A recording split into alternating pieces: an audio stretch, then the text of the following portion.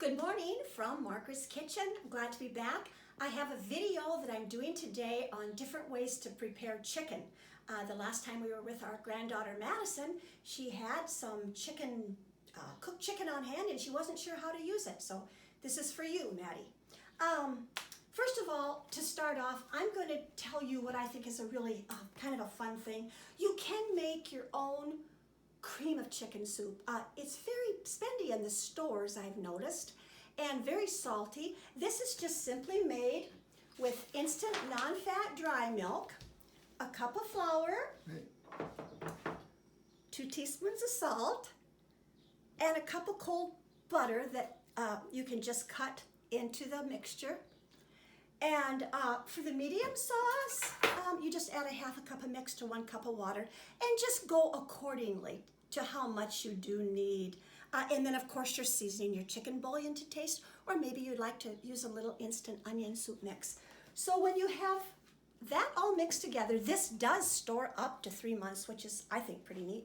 I actually made up some of the cream of chicken soup. I added my vegetables, peas, corn, onions, carrots. You can add whatever you like. And what really gives it a little zip is some sour cream. Add a little bit of sour cream to that. So the first couple pasta dishes that I'm going to show you, this is a very simple pasta dish to make. I used pasta. I used some noodles that were uncooked. I added some of my cream-based soup and some cheese to that, and of course the chicken that I had baked in the oven and chunked up into pieces. Put that all together with some crumbs on top, baked it in the oven. Oh, it is very delicious and quick and easy, and you can make it up the night before even if you want to and leave it in the fridge. Bake it the next day for a meal. Now, chicken Alfredo or chicken fettuccine or whatever you want to call that is made with fettuccine noodles. Actually, I think this is more of like a linguine noodle. And the Alfredo sauce for that is simply whipping cream,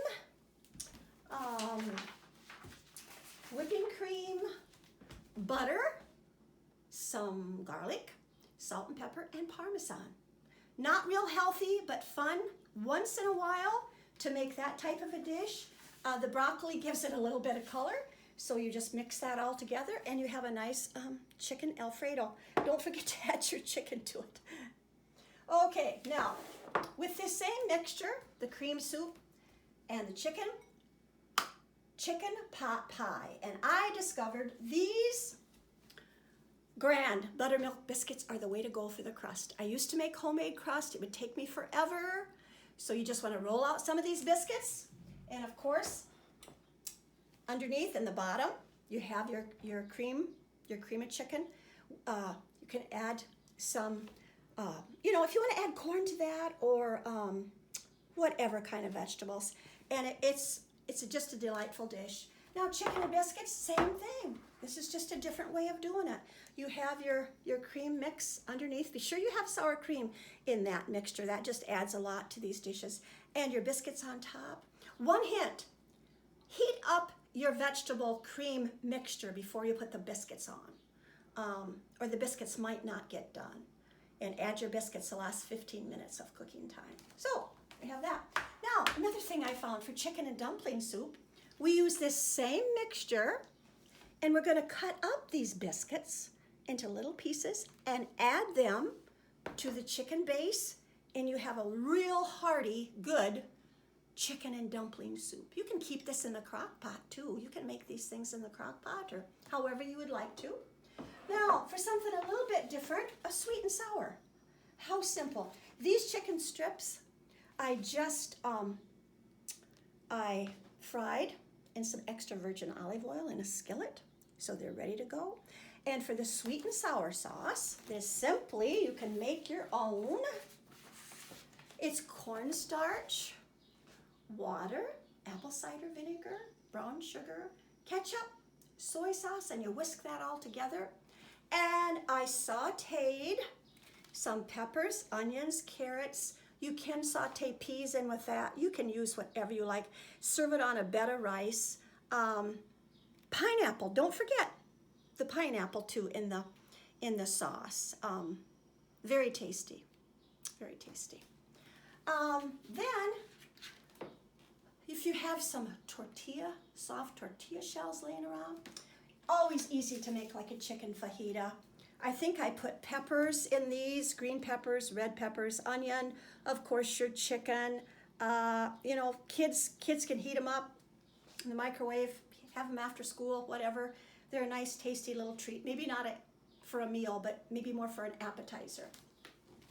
And then chicken enchiladas simply are your soft tortilla shells again, with your chicken inside, sour cream, cheese, you know, peppers.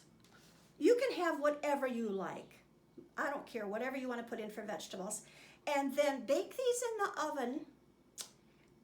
And about the last 5 minutes of baking time, add some more cheese on top and some more salsa. Serve them with like sour cream, lettuce, tomatoes, whatever you like.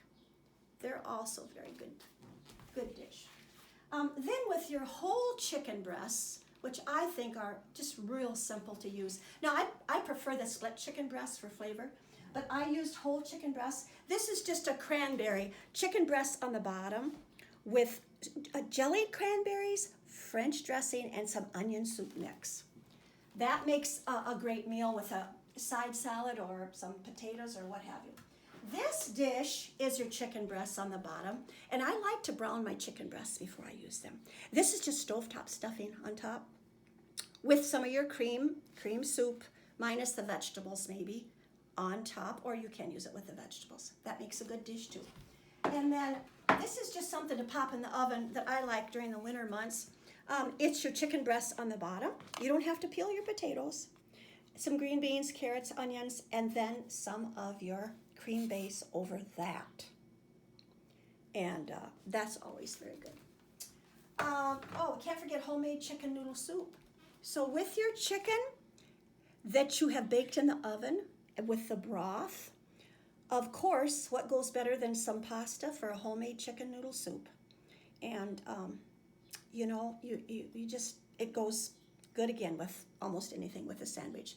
It probably would go wonderful with these chicken salad sandwiches that I made with toast. And the cooked chicken, I think I put onions, a few peppers. I use some grapes. You can use dried cranberries, some Miracle Whip, whatever you like, served with lettuce on some toast. Makes a good meal. And then, last but not least, you have some chicken pieces that you don't know what to do with.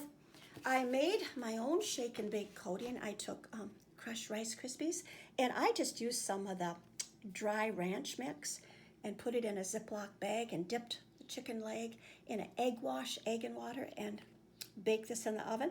And barbecued chicken legs. I browned the chicken legs first in a skillet, and then I smothered them in barbecue sauce. So, as you see, all of these recipes are super duper easy to make, and you can make your own sauces. I just, don't know of anything any better or more simple to use. In closing, I have a couple little tips that I thought about. I like to use vinegar for cleaning. I can't think of anything more wonderful than vinegar for washing your cupboards, your countertop, putting it in your dishwater when you wash dishes, cleaning your floors, a little water, vinegar and water. And also I like to use, you probably all have kitchen shears for cutting up your meat, cutting up vegetables, cutting up anything. It's so much easier than using a knife. And you remember that a sense of challenge always puts kids in the best behavior. So get them involved in the kitchen. They can cut up a lot of things and mix up a lot of things and have a good day.